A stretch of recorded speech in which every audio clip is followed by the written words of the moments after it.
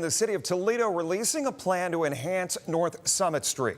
This was put together by the community through recommendations and meetings that took place. Megan Hartnett, she joins us now live right off North Summit Street. So what are some of the improvements they're talking about?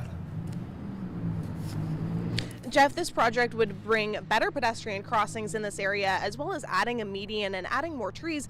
But the city says there currently isn't a timeline for the project because there's currently no funds available.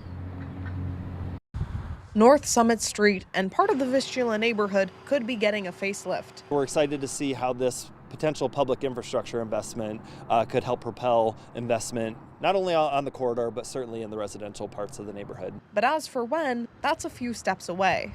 There's no funding for this project and no timeline at this time. Brandon Selhorst, the chief growth officer for Toledo, says this plan will help when they do apply for federal grants. The city has been successful in getting more than $100 million in grants in recent years, but there's uncertainty about federal funds after some grants have been put in jeopardy, affecting projects like the one on Front and Main. And naturally have those concerns, especially after having, the Front and Main projects kind of taken back. However, this is infrastructure. The report shows people want better safety measures on this part of Summit, taking it down from 4 lanes to 2. Putting a decorative landscape median down the center, kind of similar to what we did in downtown Toledo on Summit Street, and then allowing for multiple pedestrian connectivity between the Riverwalk. The plan would grow the tree canopy and add safety features for pedestrians. One Toledo resident says he likes the plan, but he thinks the city needs to figure out funding. He also says there are other areas of Toledo the city could prioritize. I do think that green space is an incredible idea.